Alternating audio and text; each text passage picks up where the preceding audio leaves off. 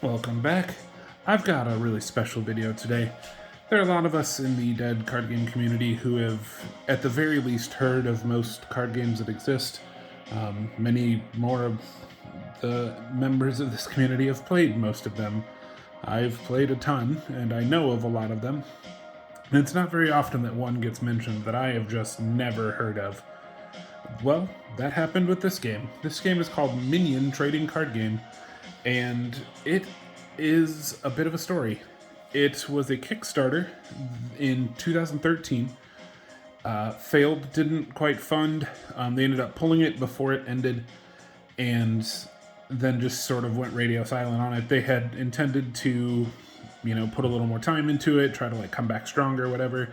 They just never got around to it. It was made by a guy in the UK who owned a card store, just something to be able to be played in the shop. Him and a buddy of his, an artist friend, kind of put this game together and tried to release a set. After the game didn't fund, they basically paid for what they could themselves, and made it just to have it made. They had a budget of like 2,000 euros, 2,000 pounds to put some cards together, and they made what they could. Unfortunately, they never really did anything with it. The website eventually came down, nothing got archived, whatever, so the game was literally just sort of lost to time until very, very recently. A huge lot came up on eBay at a shop in the UK where they just happened to have a ton of this game. I, of course, as the nut for archiving TCGs that I am, was like, well, I have to at least have this and scan it in and make some copies of it so it at least can be remembered, saved somewhere. And that's what I did. I picked it up. I received it today. They released two starter decks. One, this Heavy Hurricane Harry, and this other one, Dr. D. Nelson Andrews. The starter deck boxes are these super sweet Ziploc bags. I received 5 copies of the Hurricane Harry deck and 6 copies of the Dr. Nelson Andrews deck. And I also received 100 booster packs. They didn't even have anything on them. They're just wrapped in aluminum or whatever, and cellophane, and that's all they got. They put together what they could, put it in a closet, and got over it. I did manage to find the creator of the game online, or at least the artist. He still makes digital art where he can, and now he does a lot of more pixel stuff. It works pretty cool, actually. I'll link it somewhere in the description. But I did find him, and I messaged him and was like, hey, so I happened to find out that your card game existed at some point in time. I think that's really cool. It's a shame that it disappeared. He thought it was really interesting that someone had even found it, let alone found this much of it. He basically confirmed that he thinks I might have everything they made. The 100 packs might just be what he thinks they printed. So I might actually have all of it, if not maybe missing one of the starter decks. Since there's 6 of one and 5 of the other, there might be one of those missing. But to have basically everything that exists, as far as he knows, is pretty crazy. Today I want to go through and at least see what's in these decks, see what it looks like.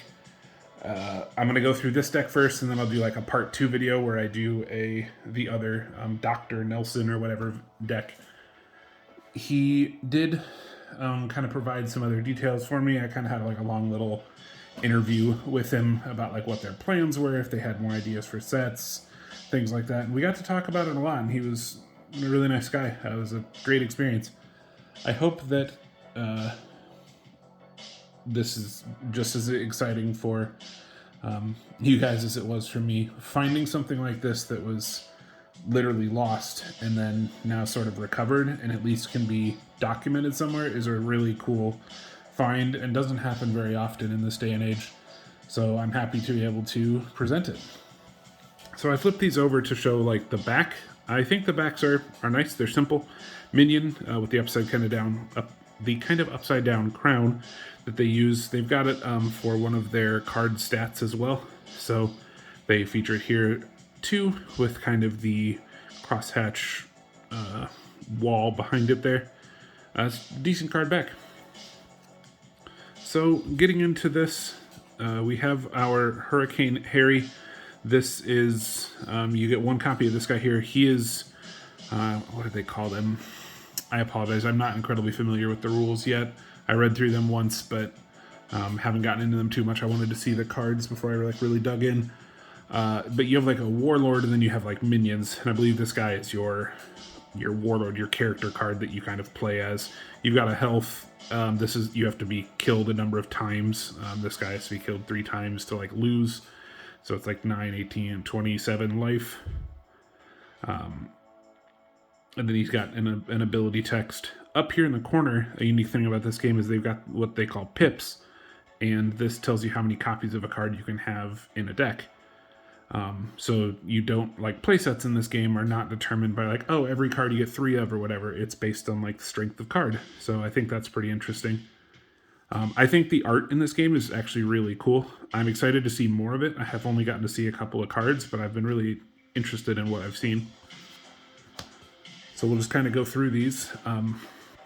Again, I don't really know too much about the game itself yet, so I'm not going to try to like do a deck breakdown or anything like that yet. I'll do a profile or whatever as time goes on if I build something with this. But I just wanted there to be some kind of documentation of going through these cards on like modern YouTube. We got Thunderheart Jackson. See, like, I just think the art is really cool. And yeah, McGinnis is the guy I was talking to. He made a good chunk of the art. I think he made most of it. There's a couple, they had like 2 other artists, I think. There's this Bromley guy, and then there was another one too. I think they're listed in the rulebook, but McGinnis is the like co-creator of the game. Rampage of Rats. We get 3 copies of this, or well, we're allowed to have 3, although we get 1 copy. Bang and Smash. 2 copies of that one. The Land of Oddities. The art, see, like the art on this one's really cool. The water kind of cascading over that lizard or whatever looks really neat. I don't know how well the camera's picking it up, but in person it looks awesome. Can have 3 copies of him, but you get 2. Bullfrog Runner.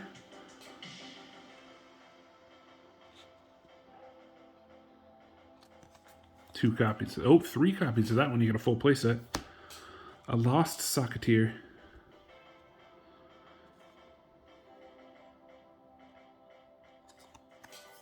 Crew of the Reckless Mariner. That's cool too. And yeah, 2013 was the when they did the Kickstarter. 2014 is when they kind of got the actual cards printed, so that's what they copyrighted it as. But I think this is really cool. It's, like I said, it's really rare to find something that no one knows about at all. And this was a really unique chance to, I don't know, uncover some lost treasure.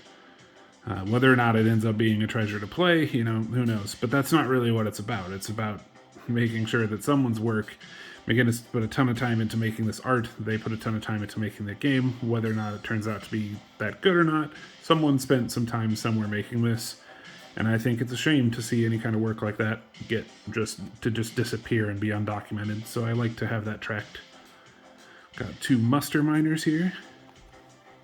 The Candlestick Carver.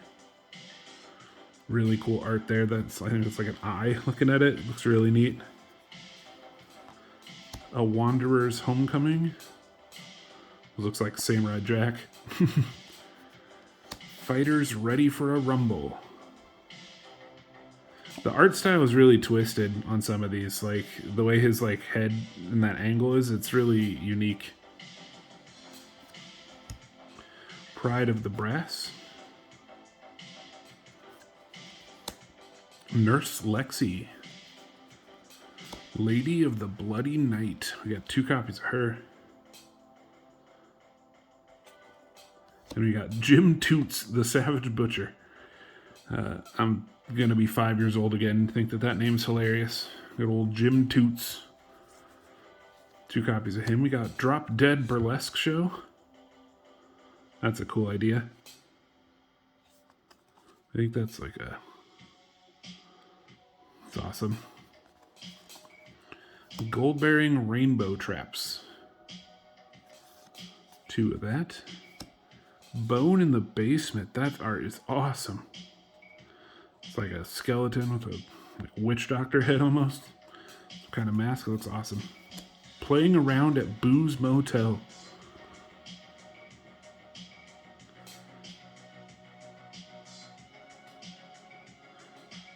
Love it. These little like pods or whatever are cool. There's like a little bit of like a Mobius vibe almost to this. It's neat. Lola Cool Rider. Andrea the Giant. B-Dog in the Sticks. B-Dog. Chimney Sweep Thief. Yeah, see, like this one too. This totally has like a Mobius vibe going on. I'm a sucker for that. Yeah, anyone who knows me knows my favorite artist is Mobius, and anything that looks like it gets me there. Gruff and Rough Bruce. Oh, that's funny. You know, he's the big old Hulk like Bruce Banner. I see what you did. Drunk Pub Thug. Ooh, we got a Gruff and Tough Bruce back here again. A Nurse Lexi again. The Expressly Deviant Robber. See, the art on that one is really, really interesting too. There's just a really cool art style to this. I love the way that this like tree or whatever looks here. Maybe that's like money or something. I don't know. It looks awesome. 2 of that. The Quick Draw Milkman. I like his hand. He's like, yeah. He's got his like pinkies extended. Heartbreaking Rouge.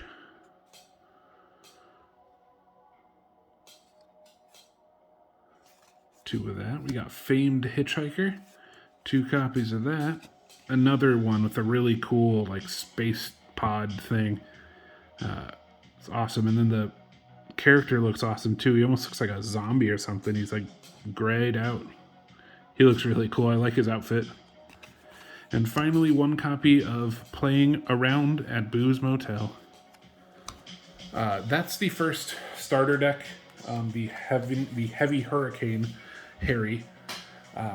There's, like I said, 1 more deck for Dr. D. Nelson Andrews, which we'll do in like a second kind of part 2 video here. I don't want these to be like a million minutes long. But real quick, we're only 13 minutes into this. I'm going to open one of these packs just to see like what comes in a booster pack. Man, who knows? I don't know if a single pack of these has ever been opened. Period. Of this game ever.